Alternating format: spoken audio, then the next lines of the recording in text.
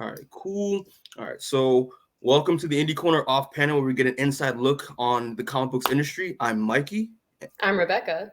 and today people are back at it again with another off panel interview, our second interview, and our first interview of 2023. And today we are humbled and very happy to have this brother out here doing amazing work in the industry. Wonderful artist that you've seen him probably on Bitter Roots, Power Man and Iron Fist, and it is also his Webtoon 1000. Mr. Sanford Greene. Sanford, how you doing today, man? I'm doing pretty good, man. Thank you guys for having me. Nah, thank you for coming. We really appreciate it. Yeah, so obviously, we're just gonna get right into it because I know you have a busy schedule and we don't want to keep you on for too long. No But doubt. we're just gonna do a quick little intro question. I like doing this, just a little icebreaker. Simple, Sanford. So my first question for you is: how did you discover comic books, and how did you break into the industry as an artist? Oh man, I knew that was going to be the Mhm. icebreaker, man. I Yeah. got I got kind of a an elevator pitch to the breaking into comics side.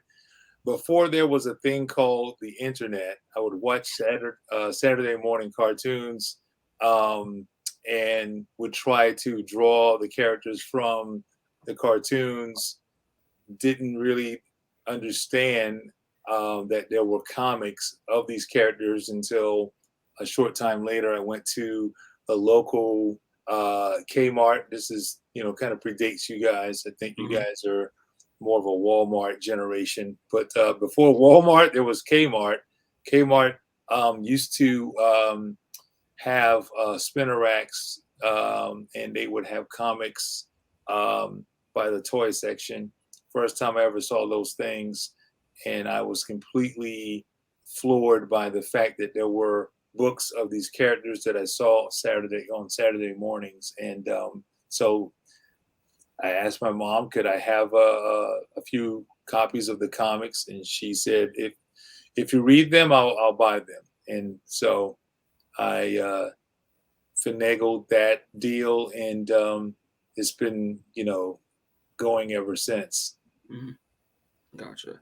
And as far as the breaking into comics, I think as I started to draw and create more of the uh, more from those comics, it made me fascinated with the actual medium because I realized, okay, even at a young age, we're talking 6, 7 years old, I'm starting to put two and two together, and I'm realizing that someone is drawing these comics, someone is writing these comics, and I would when I would read them, I would read the credits, and now there's names to these books other than the superheroes that were the actual creators. The Stan Lees, the Jack Kirby's of the world. I started to notice those creators, and then I would memorize the names of Hmm. these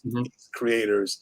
And shortly after, I started to recognize the names and the art direction, art styles, and so now I got interest in the actual artists as well as the characters. So John Byrne, Art Adams, the Hmm. guys from that time period, really started to pay a lot of attention to those creators, and I would try to emulate them. And you fast forward, maybe 4 or 5 years later, you had guys like Rob Liefeld, who I saw him on the Levi's commercial with Spike Lee, and Hmm. that was it. That was it. I was like, okay, I know that guy. I know the name from the comics, and now he's on a commercial. So that means he's successful.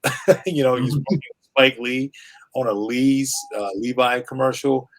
Mom, I want to do this for a living, and I started getting really serious about that, and I went to a liberal arts college here in South Carolina Hmm.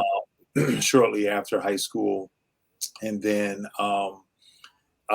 graduated from there and just kept showing my portfolio, going to local comic conventions because the comic cons were starting to come up and become more prevalent. And I showed my work to this indie publisher. I thought I could get into Marvel, but that wasn't going to happen, immediately.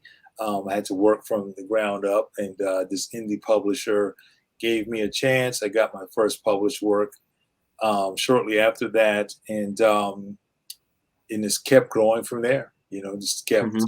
plugging away, and no real, amazing stories other than just a lot of hard work, a lot of persevering, and a lot of just hours in the studio. And surely, slowly but surely, I just grew from that standpoint, and got to where I am now. Gotcha. Yeah, it's funny how you mentioned the Liefeld Levi commercial. I mean, obviously, I wasn't alive back when that aired, but I've heard about it. I've seen Yeah, footage you're of rubbing it. it in. You're rubbing it in. It's like, yeah, oh, No, that no, no, was a lot. no, no, no. It's just for context. But it seems like a lot of like your generation of artists, Yeah, aspiring artists back then, that seemed like they mentioned that commercial a lot in terms of like, wait a minute, it's an artist that we admire from reading his work, and now he's doing a commercial with Spike. Like that's insane. So it seems like that was your little boost of motivation to kind of like get things moving. So yeah, I just like the fact that you mentioned that commercial because it's very interesting. Like back then, they're all rock stars at the time, oh well, image artists. So right. Yeah, I'll share this quick story. So I teach a graphic novel course at Benedict College, which is a mhm. HBCU here in Columbia, That's what's South up. Carolina. And I told my students about that same story about how I saw Rob Liefeld on the Levi's commercial. First of all, they barely know what a Levi's. They didn't even know what that was. Mhm. They heard of Spike Lee, which was good. I'm like, thank God. I was trying to relate to these kids, and I showed them the commercial.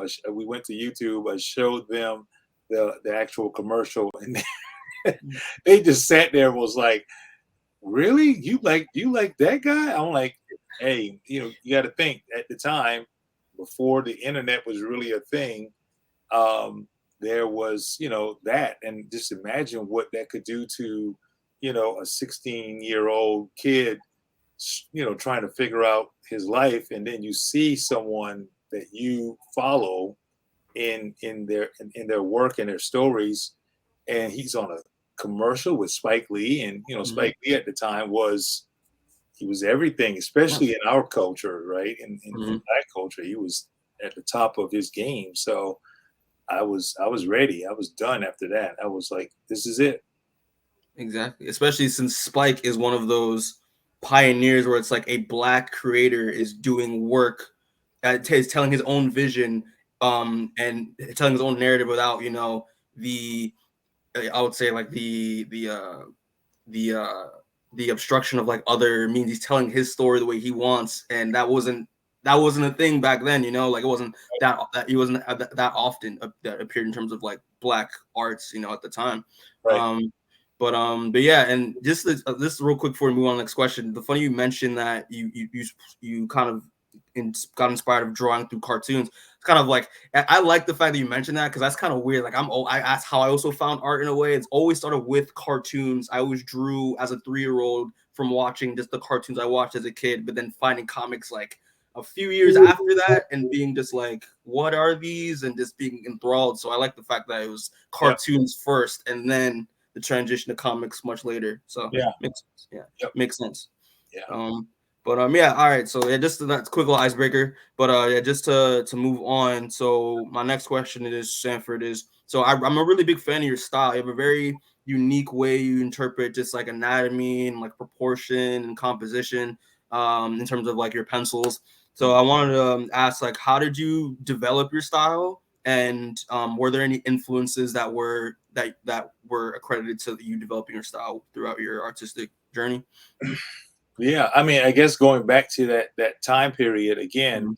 you know, um, seeing what I saw on television was obviously impacting, because it was the one gateway to the rest of the world. I mean, this is right before the internet became a big thing. So, music videos, MTV, Yo MTV Raps. I grew up watching Saturday morning cartoons. All this stuff was very, impactful to me as a youngster. And so when I um, would, watch these various programs or what have you, it's starting to I'm starting to retain that information, as far as like what I saw, retaining this stuff. And so it was just slowly seeping into what I drew, how I drew it. Um, Honestly, it was a lot more style. I tell students all the time, like you're going to find um, you're going to have more of a style than you have substance when you first start out. Mm-hmm. So you have to reverse engineer. But I think for me, it was all of that stuff that it was full of style. It was full of personality and attitude, in hip hop and in the whole culture, just immersing myself into that culture, the graffiti aspect of it, Mm-hmm. the break dancing aspect of it, of course the music, the styles, fashion, all that stuff just kind of seeped in. And then shortly after that, uh, anime became a big thing. Slowly seeped into the zeitgeist Mm-hmm. of our culture around that time. We're talking 89, 90, 94, somewhere between 89 to 94 was huge. Everything just crashed down on us. This is Mm-hmm. why this is where you get the image guys. They came in and they were all influenced by a lot of that stuff as well. So um, that's just where I just kind of picked up all of that visual stimulation and just kind of let it become a part of what I did. And over time, I learned to have more substance in my work because it was, again, like I said, it was just so much style that I didn't understand that you needed to have more grounded information there as well, Mm-hmm. in order to take your work to the next level. So um, yeah, it's just mainly those influences around that time, and they're still there. I still am very influenced by the culture, hip Mm-hmm. hop culture, and animation in general. Gotcha. Yeah, no, I can definitely see it in your work. Your the way you draw, and especially when your stuff is colored, either by yourself or by someone else, you can see it feels very raw. Especially since you mentioned like hip hop at that time, like towards the late '80s, '90s, you got like Public Enemy, you got like the Native Tongues, stuff with like Tribe Mhm. and like De La Soul and all them, and then you got Wu Tang later. Like that era is just super raw in terms of the sound and what they're how conscious they were at the time. But yeah, it makes sense when you said like those are your inspirations, and this you said like graffiti culture as well, like Yep. that I could definitely see in your work. Mhm. Especially when I see you do IG lives or like no IG videos when you ink, like it's just very splattery and just Mhm. grimy. And I'm like, yeah, I can definitely see that for sure. And you mentioned anime. Did you have a favorite anime you watched growing up, especially back in the I mean, '90s? Or yeah, well, it's the typical stuff, the stuff that at the time. Again, the stuff is fresh and new to us at that time, so we were just blown away by the Dragon Ball Z's and the Mhm. Fist of the North Star. And Fist of the North Star was bonkers to us because it was just so like intense and violent and stylized, and it made no sense other than those things. And Mhm. as a again senior in high school, that's all you care about. You don't care about substance. Yeah, I don't want a great story. I want to see someone's head explode. I want to see, the most insane, proportion, character, um, just rip through,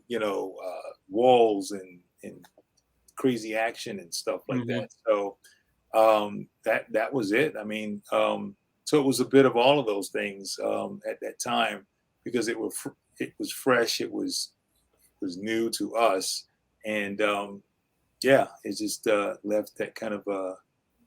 impression on me, I should say, Mhm. that made me just I wanted to try to implement some of that into my work. And again, I didn't understand that. I didn't understand what I was looking at. All I knew was that I liked it. All I knew was this is something I've never seen before. It's awesome. I want to create something that looks like this. Again, Yeah. not understanding the substance of it, and the fundamental side of things. I just went for what looked visually stunning and impacting to me. I went for that side of it. And over time, I started to understand that it was more to it than just the bombastic, over the top, features that I saw. But yeah, I mean, all of it, everything from Dragon Ball to Sailor Moon. To be honest with you, it was something about it because I never seen anything like that at the time. Yeah, that would make sense. Yeah, especially those animes being, the first type of animes people see in Right. the States, blows your mind a little bit. And it has that little resonance, like, oh, as an artist, I want to capture all these influences from what they're doing in the East, So it makes sense. It makes sense. Right. All right, word. So, yeah, my next question, just to get more of a deep dive into like how you draw and how you create. But I'm a big fan of your cover work. I love your cover work, especially what you do with like Bitter Root, which we'll get into a little bit later. But I just want to know, like, what's your process when you create your covers, and like, do you have any special tricks that you have in terms of like cover design and all that and composition? Well, I mean, honestly, I'm actually working on something I'm pretty excited about right now. Some covers, a new series. Well, not a new series, but a new series of covers for a very well-known franchise. And I was thinking about the approach that I was going to do with the covers. And I think I realized here recently is that I do a lot of my process before I even draw. Like it's a lot of thinking. I watch, again, still influenced by what I see from, video, even a song or some kind of, even an interview. I could gather some information from what any of those mediums, and I could piece some concepts together to be able to create something unique. A good friend of mine, Mike Del Mundo, who's probably the preeminent, visual cover artist out there right now. Phenomenal. We talk. I'm sorry. He's a phenomenal artist, I'll say. Yeah, he's awesome. Yeah, he's awesome. And honestly, he's kind of influenced me on the cover side of things because he really goes for conceptual more than the standard cover, hero, prominent in, hero stance. He goes beyond that. He gives you some very conceptualized, it's almost a story within the cover, which, that's how it used to be, pre 90s. I hate to say it, the Image guys kind of opened the door for the whole bombastic, got to have the hero prominent on right in the middle of the cover, flying action pose. But yeah, I kind of, branched away from that and I'm looking at doing more conceptual stuff. So a lot of that just takes place with me just sitting and, jotting down some ideas. Then I'll do a quick thumbnail of that idea, flesh it out. I may do 4 or 5 different idea thumbnails, show it to the publisher, editors, and then I'll go from there and flesh it out and produce what you see as the final covers. So, it's pretty typical, which most artists would do, but the conceptualizing part of it, I definitely do a lot of thinking and, notations just to be able to not give you something that you've seen a million times. Okay, that makes sense. I mean, yeah, it seems like you have very typical, just like thumbnailing, just note taking, making sure that everything is like laid out and it's not too much, but it is what it is. I feel like that's your approach, which is a typical approach in teams, like, to be honest with you, for a cover. But yeah, listen. What was it, Rebecca? I was gonna say, do you mind if I take the next question, unless you have a follow up to that? Oh no, I don't. But I'm gonna say I love that new static cover you drew for the new series. Oh yeah, I liked it a lot. I mean, I loved it. So I just want to say that real quick before we say that. But yeah, that's one of those. It goes back to what I was saying about. It wasn't a typical, hero kind of centered in the, it had, an interesting composition, that rule of thirds. Exactly. Idea, you know about that, which is always I think is a great approach when doing a cover, is to understand that rule of thirds concept. And it just, it allows you to create something visually interesting. For sure, I definitely can see that with that news cover that you drew for static, for sure. Rebecca, you want to ask your question? Okay. Yes, I got one question, so I'll make it fast. So shifting over to Bitterroot for a second.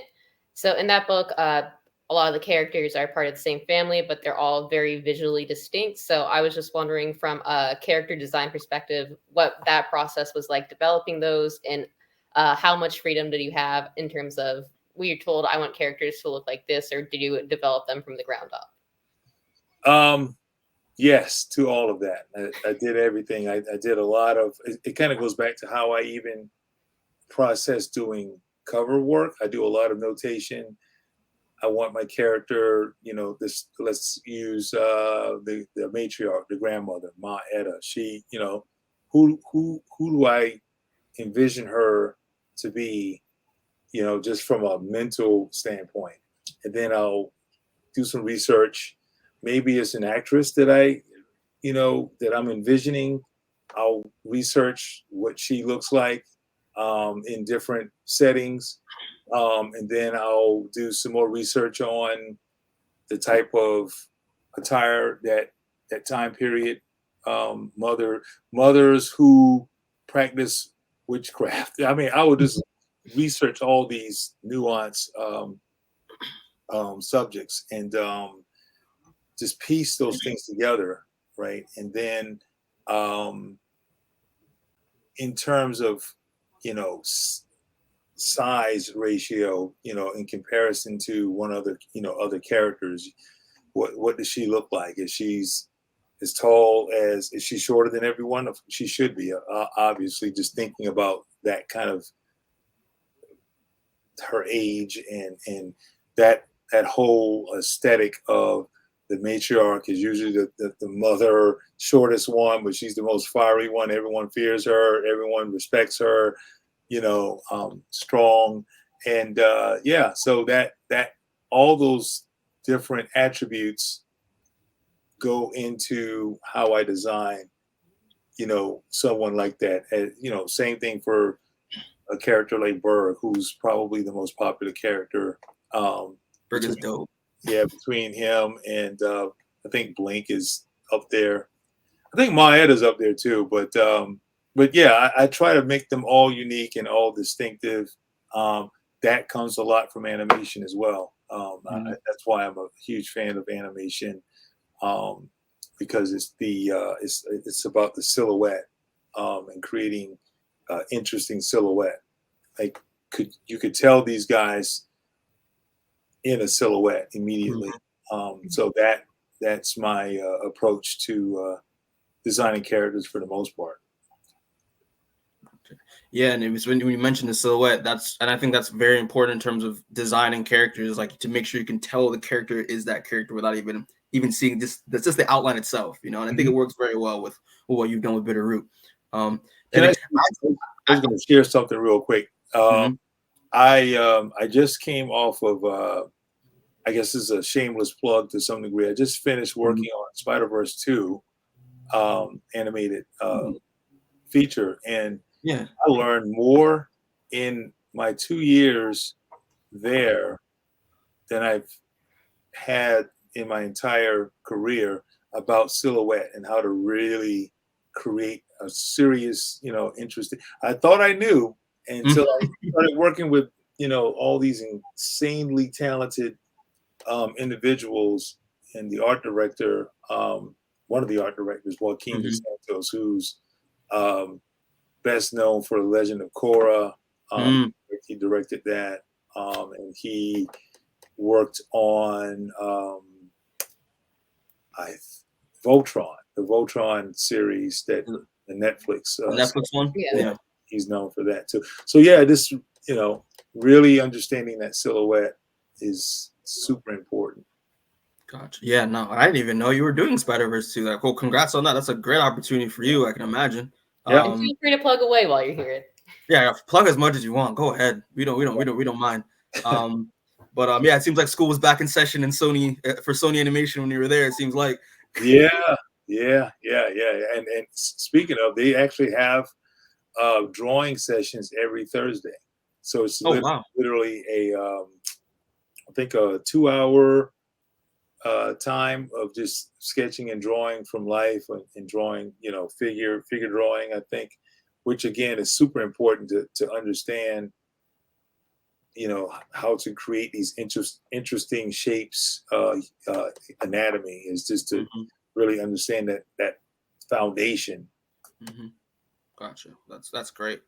Well, I want to kind of move on to like actually talking about like the projects that you've done before. When I first got onto your work, what my introduction to your work was when I picked up Power Man and Iron Fist back during like all different Marvel era.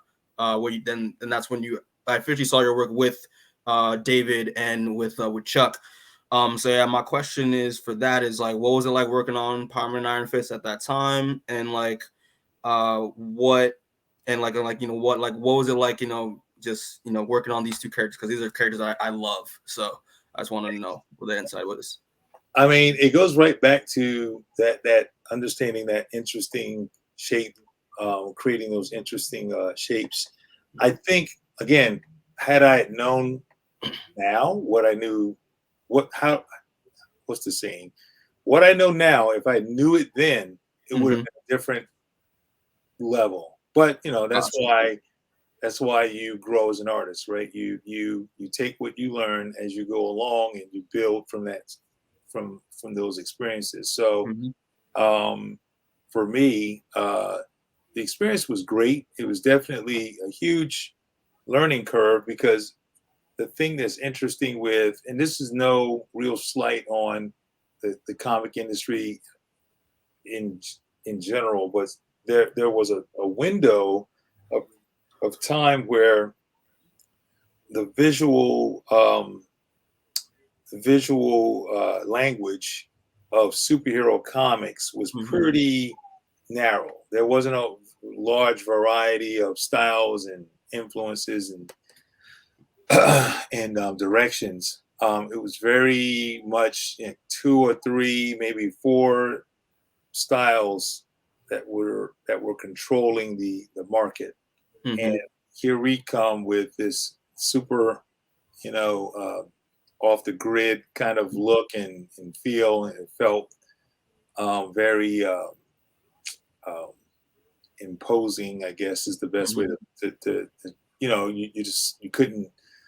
you didn't know whether you wanted to like it or hate it. That approach, it was like, oh wow, what's happening here? It doesn't look like, Captain America, or it doesn't look like the Avengers, or even Spider-Man. Is something else. And I was very intentional with that, but there was pushback from that as well. So trying to keep my language, my visual language intact, but yet still adhere to the short window that I had in terms of giving the general audience, or giving my higher ups the look that they desired, or they felt more comfortable with. That was a bit of a balancing act, but again, I wouldn't change it for the world. David Walker and I, that's where we first really started to gel creatively. He had incredible stories, incredible ideas, it kind of helped our next, level of work with Bitterroot, because we were already in sync with what we were doing at Power Man and Iron Fist. Mm-hmm. Gotcha. As a matter of fact, one of the ideas that we had for Power Man and Iron Fist was kind of the foundational background information for Bitterroot, like the Harlem Renaissance thing. We kind of still playing around with some of that stuff for Power Man and Iron Fist, like maybe Luke Cage's grandparents are from that time period. He learns about his whole history, Yeah. Naturally, obviously they turned that down, and we took that and said, all right, let's put that over here. That was part of it. And Chuck Brown, he already had some ideas about that already, what the Harlem Renaissance. So we were like, oh, we're all talking the same language here. Let's come together. Gotcha. Yeah, no, and I really enjoyed, because at that time of Marvel, there were some books that with all different that were hit or misses for me, but yours was a stand-up because your style is so interesting. Very, as I said, for talking earlier about your influences, very raw, very gritty in terms of how it looked. But it felt like when I was reading it and the way you drew it, it felt like I was watching a blaxploitation film. I was watching like Superfly or like Dolomite, like those eras of filmmaking. I was like, I've never seen Power Man and Iron Fist interpreted through like that lens before. So I was like, that's what really drew me to the book. And even better was that your designs, to go back to your character designs, love the design for what you did Luke, and you kind of took because that design for Danny was from Kari Andrews' run of Iron Fist, which is my favorite. I love that run, and you kind of made that your own. And I love how you interpreted the book with your art, man. It was phenomenal. So you did a great job, for real. Thank you. Yeah, I mean, that makes one of you that dug the work. But yeah, I mean, and I'm joking, but yeah, I mean, we definitely got a lot of love for the book, but it was time to move on, and we realized that what they really wanted was to split those two up, and they didn't want to keep that series around because they had aspirations of doing the solo series for both, because the Netflix shows were going to transpire soon after. But yeah, it was kind of cool though. Some of the Luke Cage, when they met each other, they played up on some of the story beats that we had in our books. That was cool.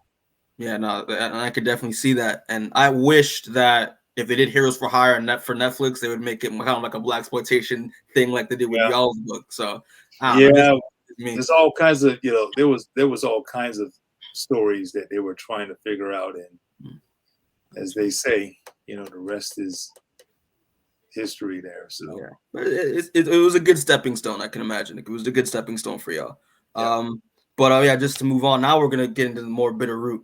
But first thing I want to say, just like congratulations on the success for Bitterroot, because again, phenomenal series. 2 Eisners, I believe, for like best continuing series twice. So like that's crazy. Yeah. So my question is for like what attracted you to work on Bitterroot, and was there anything with like David and Chuck's pitch that was like, nah, I gotta get on this book. Like, this is the book I'm doing. So I just wanted to get them insight on that. Yeah, I mean, honestly, like I said earlier, I mean, we were already kind of phasing out from Marvel. We had these ideas kind of floating around. They were kind of in pieces, and so we decided to come together and try to, make this thing work, because we knew that the Harlem Renaissance story setting was a great story to have as a background. And then as we started to put that together, we started to think about everything that transpired, the reason why the Harlem Renaissance even was established. And we were like, oh, wow. As we researched, it was like, man, there's a lot of story just in history that we could use as a kind of a launching pad or a kind of a conduit to create our, stories moving forward. And the steampunk aspect of it, the using the the whole again cultural issues societal issues, all that stuff, all kind of permeated through our planning and designing and creating the world. And we were like, man, this thing is not just a bunch of Black people fighting monsters. This thing has a lot of weight to it. And so that got me even more excited. We knew that we had something that really wasn't done. I mean, the whole whomever fighting monsters is kind of like the easiest, thing to create, or at least to kind of set up. But what do you do with that makes it unique and stand out from all the other monster fighters, monster hunter stories that's out there? And so, I was super excited about the different elements that was so unique to our story, the steampunk and the Renaissance, history in general, all that stuff. The family, two opposing, viewpoints on how to fight this infestation of monster. All that stuff was just like, it just started coming together. And that's what keeps me excited, is knowing that we have something that's so rich and evergreen, to be honest with you. Gotcha. Yeah, nah, and yeah, that's the thing when you said, like, when I picked it up, like I never saw anything like what you guys did, like in terms of like taking steampunk and the Harlem Renaissance, taking that history and just doing stuff with the Jinnu, and taking inspiration from like just African, like African American folklore, I guess, as well. I was like, that's different, and it's like it's what's needed now, especially since you have stuff like with Black Panther, and then you also have like people in the Black arts community, like for example, like Ronaldo Anderson with like the speculative arts, like Black arts movement and all that. I thought this book was it's super important, and people really need to check it out. And I loved what y'all crafted. But a question though is that like, is there an artist from the Harlem Renaissance that you took inspiration from for this book? Like one, I know probably a bunch, but I just wanted to see if you have like one in mind that stood out to you.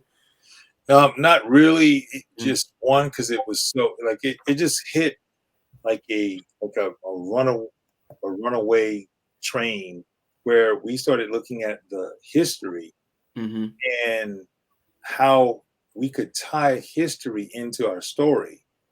And honestly, that's what inspired me more than anything, because it was like stuff that we you kind of know a little bit about, or you heard some things like the Tulsa, massacre, Yeah, right? Tulsa massacre, yeah. You heard about these things. You didn't really. Again, this kind of goes back to your point of how, not just culturally, but I think just in a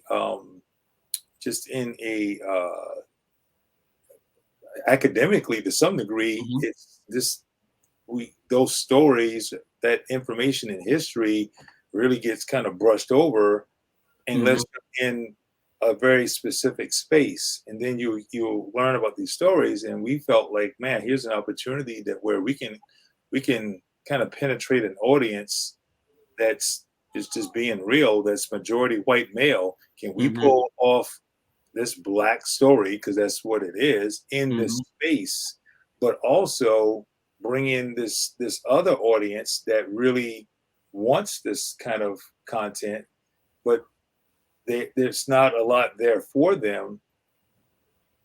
Storm, Black Panther is all you have for the most part. Right? What else is there? That's the biggest thing. Honestly, that's one of the biggest motivators for us doing our series, was we were trying to create the next thing that can bring in that audience, and so that they can feel that there's something out there for them to enjoy, other than Black Panther and Luke Cage. Exactly. So that's that was, for me, like I said, it wasn't a whole lot of like one specific creator or whatever. It was just all of it that really, and still do. I'm still excited about it. Gotcha. Yeah, when I was a kid, well, even now, I always say like, yeah, like I didn't 10 years from now, I would, or even 15 years when I was a kid, like I never thought I'd get a Black Panther movie. Like Right, all I had was Blade growing up. Like, come on, that's all I was getting. So the right. fact that yeah, you guys are, and also hopefully myself will, have create our own stories the way we want them to, Mhm. add more to the space is just is the goal, and I think you guys definitely achieved that to the point where you guys are having a movie coming out that's being developed by Regina King of all people. Yeah, so congrats on that as well. Thank It's good stuff. Are you excited for the movie, like, or like what, like, are you excited to finally see y'all's vision on screen? Like, how's that feel?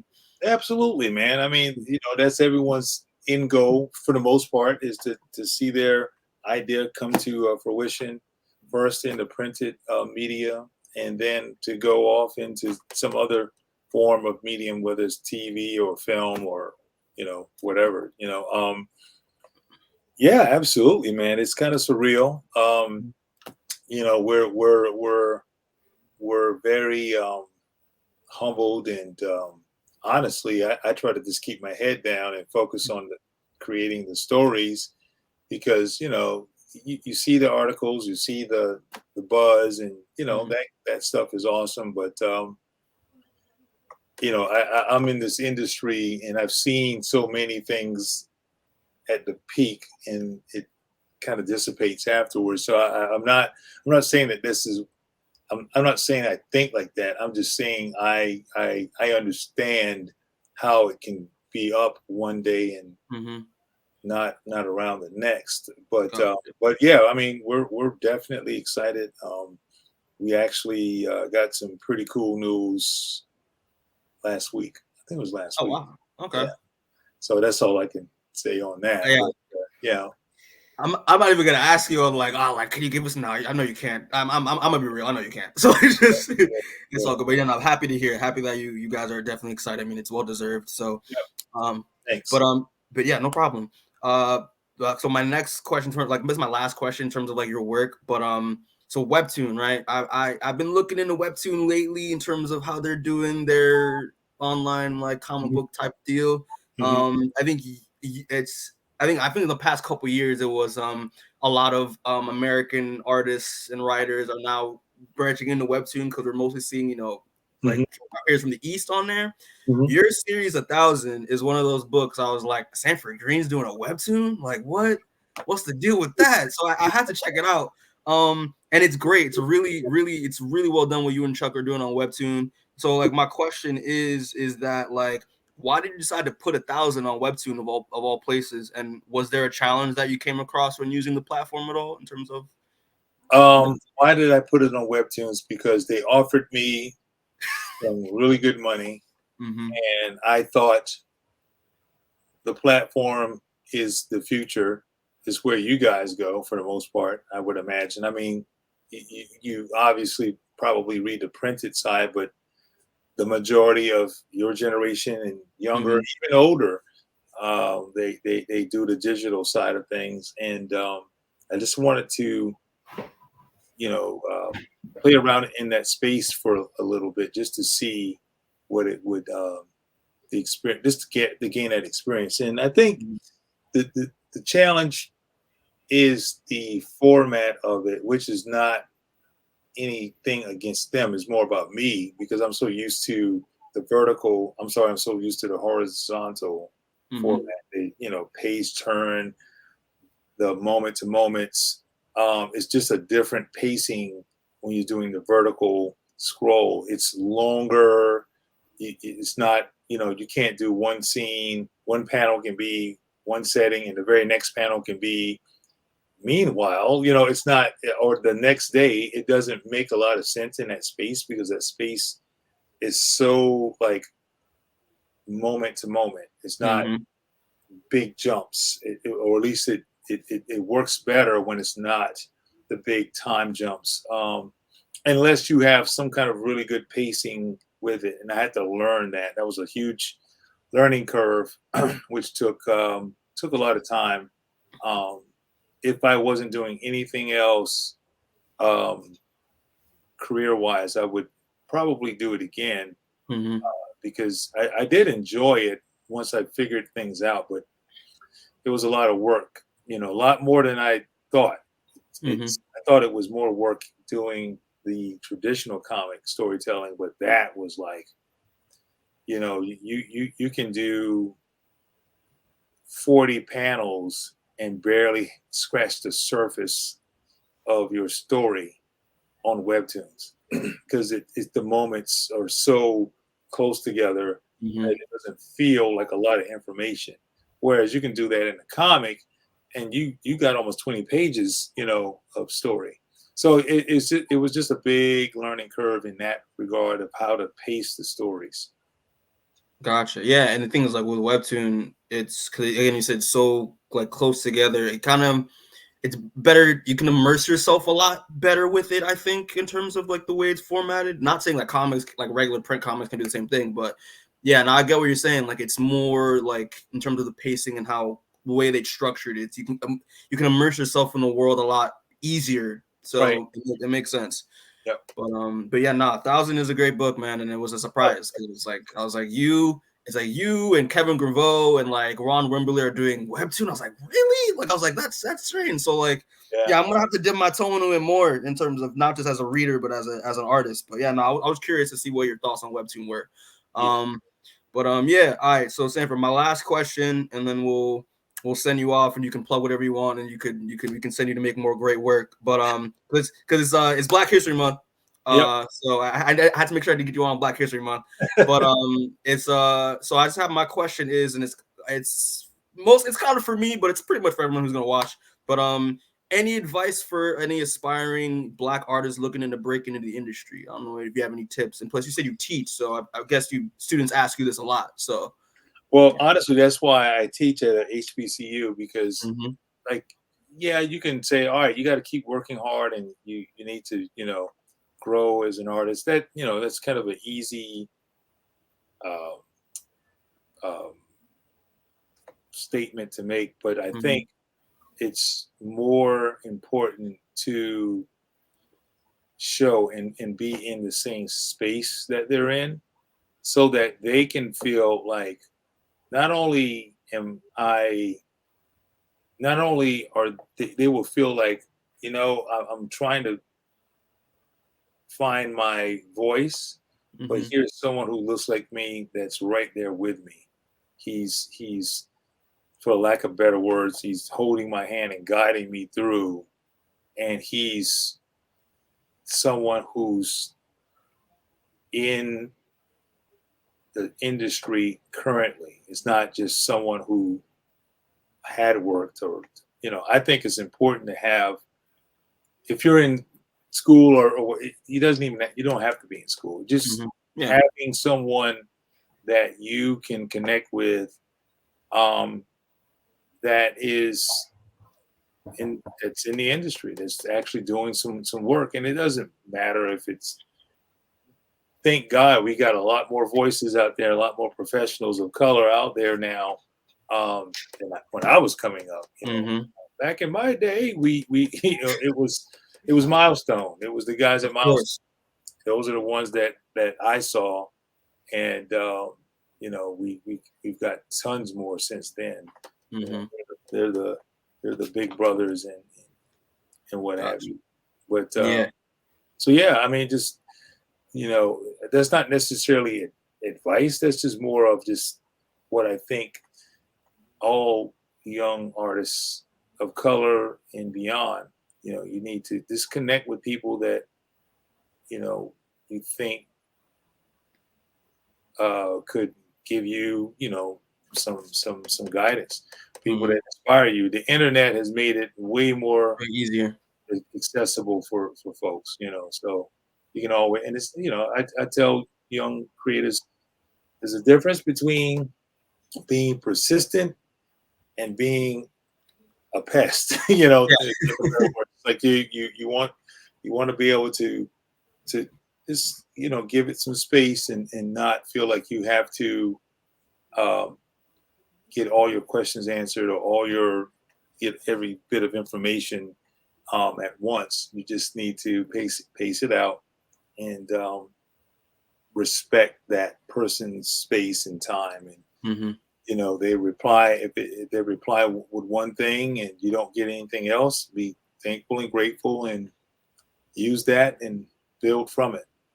Gotcha. Yeah, that's actually the best advice you could give, because you know it's needed, especially for people in my generation that are looking in of Black talent that are looking to get into the industry. Like we need that guidance because it's I mean, not saying it's going to be easy for us, but it's definitely going to be a challenge because to get our our talent out there in the world, and in this space. So, and so yeah, it's definitely that's something definitely that's needed for sure, and that's what I'm doing now. Because an artist who's been a huge who's been guiding me the past few years is Sean Aline out in Philly. He's been mentoring me for the past like 5 years, and he's connecting with a bunch of other people in terms of people in the industry and in the community. So yeah, he told me when I told him I was interviewing, he was very upset because he was like, I hate you. How'd you get him? And I was like, listen, man, don't worry about it. But yeah, so that's some of the best advice you can give Sanford for real. Like it's good. It's what I'm doing right now. So, and I hope other people will do the same. So, awesome, yeah. So yes, Sanford, thanks again, man, for joining us. I know, like, yeah, actually we made some good time. So we're gonna get you out here for your meeting. But yeah, we really appreciate it, especially for me, because I'm been a great big fan of your work the past few years, and then obviously like I'm trying to having more artists, talking to an artist that looks like me myself that I can aspire to, and it's good stuff hearing what you said, man. So I really appreciate it. Awesome. Thank you guys. Yeah, thank you. Is there anything you want to plug or promote before you go? Well, we just dropped the Bitterroot omnibus that just I think it came out today, actually. It came out today, yeah. And so that was pretty awesome. We got our Amazon has our omnibus featured on their billboard in Times Square, which was kind of cool. I think I saw David post about it, and I was like, wow, that's amazing. Yeah. So we got that, and we have a short story in Image. What is it called?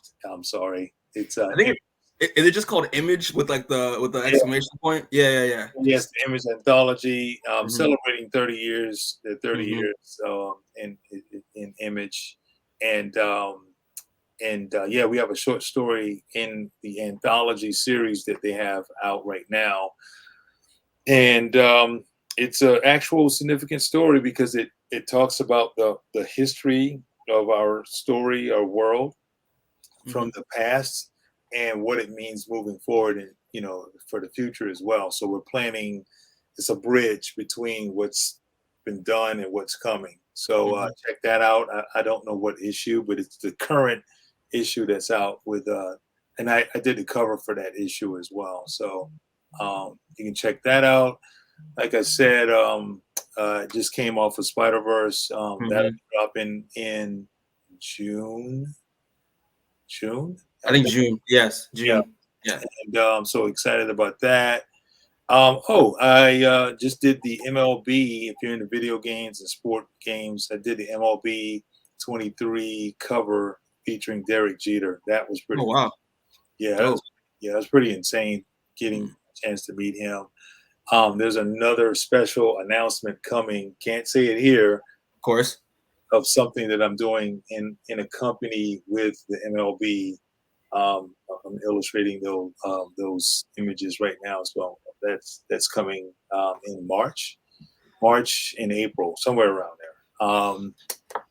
Yeah, and then Bitterroot drops later this year. We're going to take it to the next generation. So facts. Keep your eyes and ears out open for that, and yeah, that's all I got right now.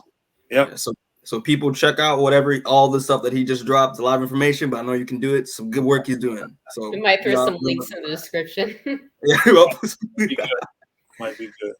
Yeah. But yeah, Sanford. All right. Yeah. Thanks again. And then so now you can go off. You can just click the Leave Studio button on the screen and have a good night. And we'll be in touch. I want to have you back again at some point, man. It's good stuff. All right, man. Check out some of your work too to send me a link. Yeah, I will for sure. Don't worry about it. Yours too, Rebecca. I don't know if you do any work, but this is the Mikey show. I'm just the secretary. Understand. All right, guys. All right. Have a good night. Right. All right. Thanks. Yes.